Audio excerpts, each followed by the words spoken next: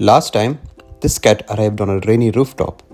This time, I wanted to give it a warm place to sleep. So I started with an ink sketch, rebuilt the scene in Blender, and tried to keep that loose, comic panel feeling. The hard part was that a bookshop is naturally messy. If I added too many details, the cat disappeared. If I kept it too simple, it didn't feel cozy. So the challenge was to keep the cat readable, make the room feel warm, fake hundreds of books, and still make everything feel hand-drawn. I started with the physical sketch first. For this frame, I wanted everything to point back to the cat. The shelves can be dense, the rooms can be cluttered, and there can be books everywhere, but the lamp and the cat still have to be the main read. That was the main difference from the rooftop frame. The first panel had a lot of open sky and city scale, but this one needed to feel closed in, warm, and quiet. So while sketching, I was mostly thinking about the relationship between the lamp, the sleeping cat, and the surrounding shelves.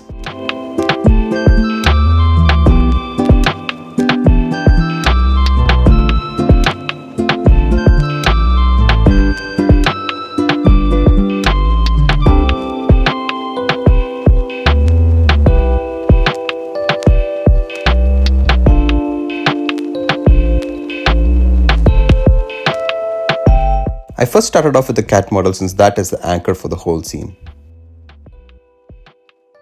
Since it's mostly going to be a black shape in the final render, it doesn't need to be perfect from every angle. It just needs to work with this camera view.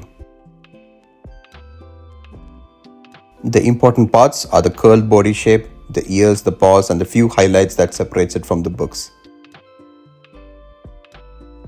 For this series, I'm trying to build only what each frame needs.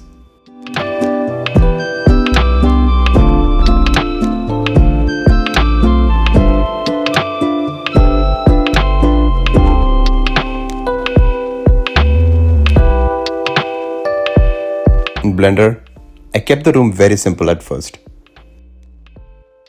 The shelves are mostly blocks, the books are basic shapes, and the table is mainly there to stage the cat. Make sure to bevel the edges to remove the hard edge look. At this stage, I also create a comic book panel window using a plane with an emissive white shader in front of the camera. I'll go through the texture details in the next chapter. The goal was not to build a perfect bookshop. The goal was to make a stage for the drawing. Once a cat, lamp, tables, books, and shelves were in place, I could start judging whether the frame felt cozy from the camera view.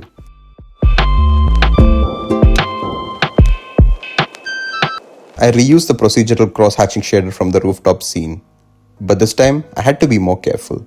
In the rooftop frame, the hatching helps sell the rainy city and the open environment. Here, there are already so many lines from the books, shelves, wood grains, and shadows. So if the hatching is too strong everywhere, the whole image becomes noisy very quickly. This led me to tweak and adjust the values so the details vary across different objects.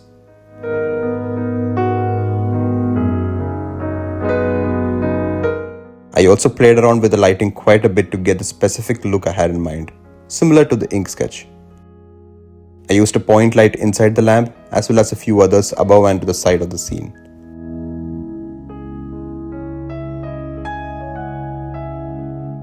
So yes, for this frame, I wanted the hatching and the lighting to support the warmth and shadows, not overpower the cat.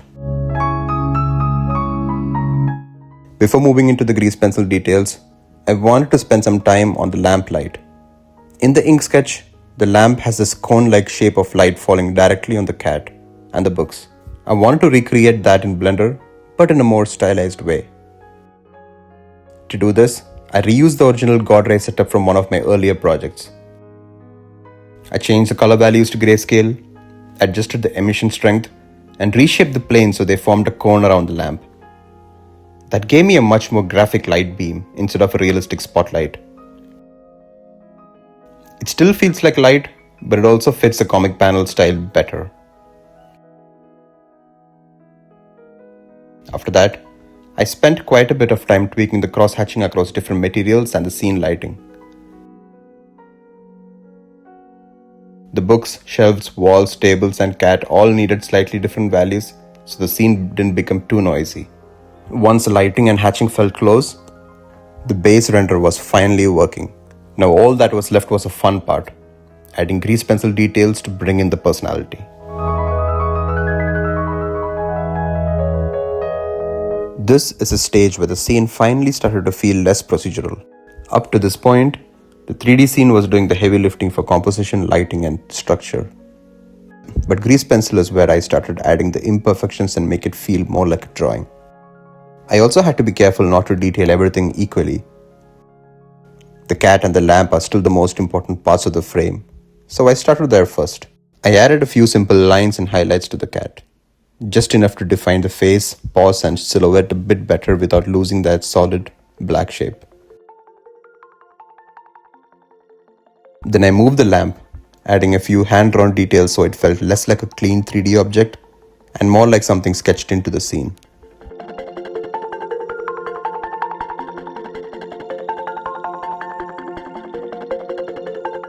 The background books came next.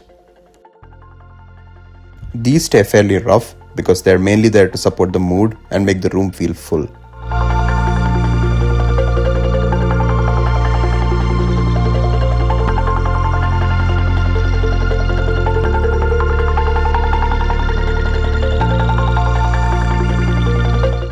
Then I moved to the central books under the cat, where I added a bit more attention to the edges, pages, and line work, since this area sits in the middle of the frame.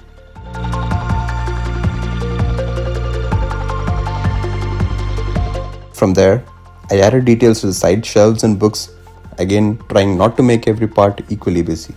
The goal was to suggest clutter, not to draw every single book perfectly. Once the shelves were reading properly, I added some line work to the table so it felt more integrated with the rest of the scene.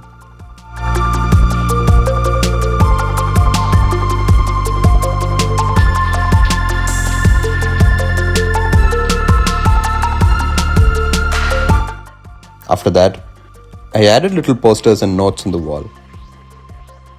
These are small details, but they help the room feel a bit more lived in. Then I added some wall details and irregularities to break up the larger surfaces. And finally, I went through the image one more time for small finishing touches, adjusting lines, adding a few extra marks, and cleaning up areas that felt too empty or too distracting. This part is slower, but it's also the part I enjoy the most, because this is where the scene stops feeling like a setup and starts feeling like a place.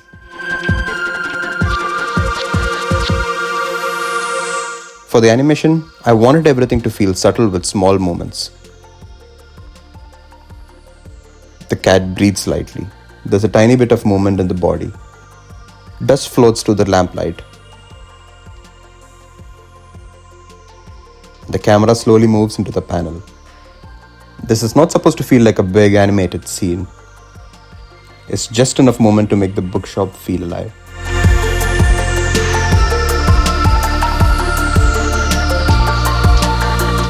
Here is a final ink sketch and the final Blender version. Compared to the rooftop frame, this one is much quieter. The first panel was mostly about curiosity and the city opening up. This one is about the first moment of comfort. A small cat has escaped the rain and found the warmest corner of the room. The Blender version is definitely cleaner than the ink sketch. But I think the grease pencil details, hatching, lamplight and subtle animation help bring back some of that handmade details.